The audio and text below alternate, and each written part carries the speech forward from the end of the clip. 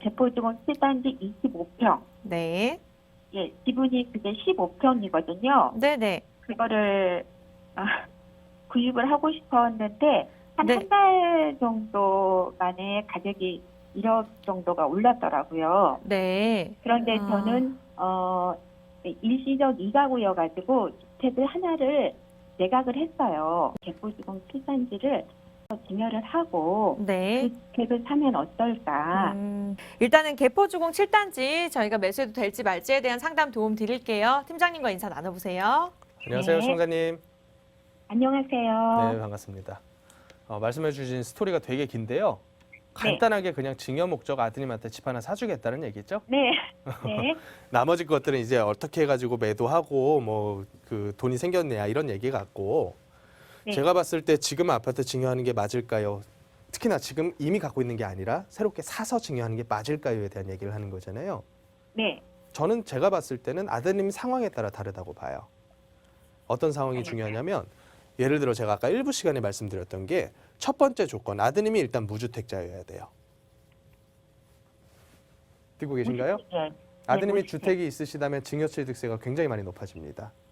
네. 두 번째, 아드님이 청약으로서의 기회 자체가 아예 없으시거나 앞으로 결혼을 하시거나 이런 계획이 없으시다면 해주는 게 맞을 수도 있어요. 네. 세 번째로는 시청자님께서 나머지 투자들에 대해서 어느 정도 준비가 돼 있으셔야 돼요. 네. 아드님에게 주고 나서 시청자님은 손에 쥔 게 아무것도 없다. 그러면 이거는 아니죠. 그런 조건들을 좀 충족을 하셔야 될 것 같고 이런 조건들이 아니다라고 했을 때는 그냥 돈으로 주는 게 나을 수도 있어요. 지금은. 현금 증여요? 예, 그게 나을 수도 있어요. 이제 우리가 여러 가지 조건들을 비교를 하면서 증여에 대한 부분들을 살펴봐야 되는데 증여가 많이 늘어나게 된 데에는 양도하면서 양도세 내는 것보다 어차피 나 죽기 전에는 다 증여할 건데 이미 그냥 지금 증여세 내고서 양도세 내나 증여세 내나 세율 자체가 이게 더 작을 수도 있거든요. 이렇게 가자라고 해서 부담부 증여로 많이 넘어가셨어요. 그리고 단기 몇 개월 동안은 그게 더 늘어날 걸로 저는 봐요. 네. 내년 양도세율 중과되면 또 늘어날 걸로 봐요. 네. 그러면 정부에서는 또 증여취득세에 대해서라던가 증여 부분을 또 잡으려고 그럴 거예요. 그래서 하시려면 조금 빨리 하는 게 맞을 수도 있는데 물건에 대해서만 보면요. 물건 같은 경우는 지금 비싸다는 걸 알고 하셔야 돼요. 이거는 반드시 저는 중요하다고 봐요. 우리가 자녀분들 증여해주는 그 목적은 뭐냐면 네. 작은 금액 가지고 시작을 하면서 나중에 이걸 더 키워나갈 수 있게 도와주겠다는 거잖아요. 근데 만약에 내가 세금 왕창 내고 그리고서 뭔가 물건을 받았는데 집값이 오르는 게 아니라 물론 장기 보유하면 오르겠죠.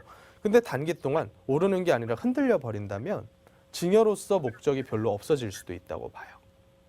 네. 그리고 그 증여로 인해서 만약에 아드님이 더 좋은 기회 잡을 수 있었는데 이런 것들처럼 그거를 포기하게 만들어 버린다면 문제가 좀 있다고 저는 보죠. 종합적으로 한번 생각을 해보면 증여라고 하는 행위를 하는 건 저는 100번 찬성이에요. 네. 왜냐하면 시청자님 자녀 연배들은 절대로 자기 돈 벌어서 강남 아파트 못 삽니다. 절대로요. 네. 네. 그렇다면 시청자님께서는 도움을 줄 수 있을 때 도움을 주는 게 맞다. 근데 어떤 방법으로 어떻게 주는 게 합리적일지는 상황에 따라 좀 차이가 있을 거다. 이게 제 답변이에요. 감사합니다. 네, 자녀분 무주택자시죠? 예, 무주택이요. 결혼하셨나요? 아니요. 단기간 동안 할 계획은 없으시고요? 예, 전혀 없는 것 같아요. 전혀 없어요? 27이에요. 27밖에 안 되셨어요? 이제 사회초년생이시네요, 그러면. 네. 그러신 경우에는 시청자님께서 두 가지 선택지가 있을 것 같아요. 지금 현금 증여하고 나중에 부담부 증여를 또 해주는 거에 있을 수가 있어요. 네. 저는 차라리 지금은 현금 주는 게 낫다고 봅니다. 아, 아마도요. 시청자님 자녀분 손에 현금이 생기잖아요. 네. 그러면 자녀분이 직접 발벗고 나서서 뭐든 투자하려고 그럴 거예요. 뭐든. 저는 그게 더 중요하다고 봐요. 네. 그래서 이런 부분들을 한번 생각을 잘 해보십시오.